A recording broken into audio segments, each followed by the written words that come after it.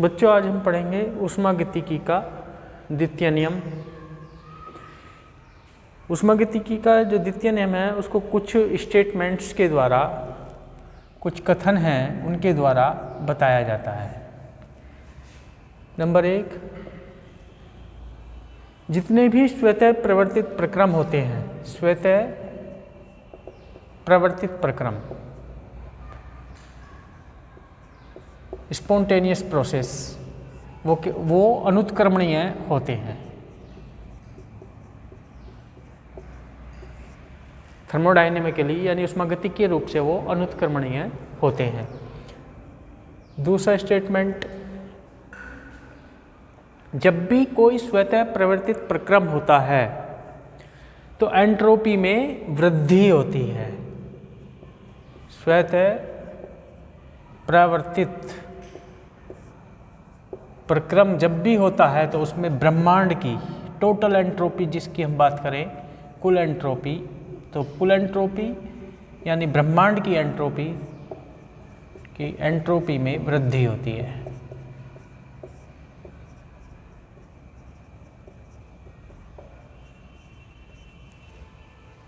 ब्रह्मांड से मतलब क्या? परिवेश प्लस निकाय, दोनों की एंट्रोपी का योग जो है वो वृद्धि वाला होगा। तो हमेशा स्वतः प्रवर्तित प्रक्रम जब भी होगा तो ब्रह्मांड की एंट्रोपी में वृद्धि होती है। तीसरा स्टेटमेंट, हम देखते हैं प्राकृतिक रूप से जो प्रक्रम होते हैं वह स्वतः प्रवर्तित प्रक्रम ही होते हैं, स्पॉन्टेनियस ही होते हैं। अतः ब्रह्मांड की एंट्रोपी में लगातार वृद्धि हो रही है। ब्रह्मांड की एंट्रोपी में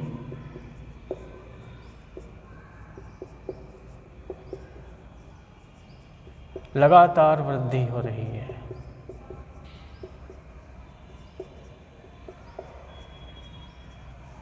चौथा स्टेटमेंट, बिना किसी बाहरी सहायता के हम निम्न ताप पर रखी वस्तु से उच्च ताप पर रखी वस्तु की ओर ऊष्मा का प्रवाह नहीं कर सकते। जैसे हम देखते हैं रेफ्रिजरेटर में हम ठंडी कर देते हैं वस्तु को, यानी निम्न ताप से बाहर उच्च ताप होता है, उस ओर ऊष्मा का प्रवाह कर देते हैं, पर वो बाहरी सहायता है, बाहरी बल है। बिना किसी बाहरी बल के हम निम्न ताप से उच्च ताप की ओर ऊष्मा का प्रवाह नहीं कर सकते। और नंबर 5, बिना किसी बाहरी सहायता के ऊष्मा को पूर्ण रूप से कार्य में नहीं बदला जा सकता। तो ये कुल स्टेटमेंट हैं जो ऊष्मागति के द्वितीय नियम में बताए जाते हैं। इसी में आज हम पढ़ते हैं ऊष्मीय मृत्यु। ऊष्मीय मृत्यु,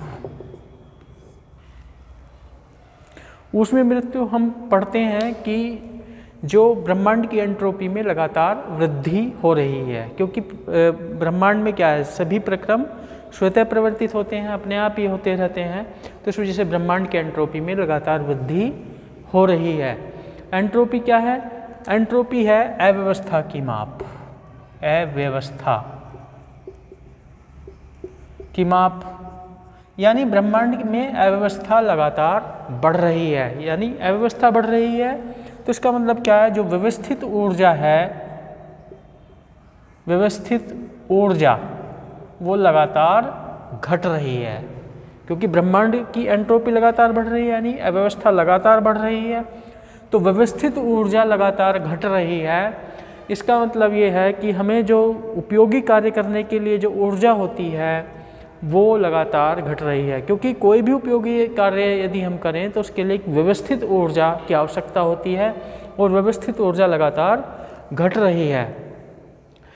तो इससे क्या होगा कि धीरे धीरे एक ऐसी स्थिति आ सकती है कि जो व्यवस्थित ऊर्जा है बिल्कुल ही समाप्त हो जाए और हम जो है किसी भी काम को पूरी व्यवस्थित करने में असमर्थ हो जाएं। सभी मनुष्य किसी भी कार्य को व्यवस्थित करने में असमर्थ हो जाएं। जो हमारे ये शरीर के भी जो प्रोसेस, जो कार्य होते हैं, पाचन वगैरह, ये भी क्या है? व्यवस्थित ऊर्जा के द्वारा ये कार्य चलते हैं। तो व्यवस्थित ऊर्जा जब समाप्त हो जाएगी तो जो यूजफुल वर्क के लिए ऊर्जा चाहिए वो समाप्त हो जाएगी, तो वो हम किसी भी कार्य को कर सकने में फिर असमर्थ हो जाएंगे। तो वो स्थिति ऊष्मीय मृत्यु की कहलाती है। उस स्थिति को हम कहते हैं ऊष्मीय मृत्यु। इसके बाद जो अगला टॉपिक है वो मुक्त ऊर्जा का है, उसके बारे में अगले वीडियो में बताऊंगा।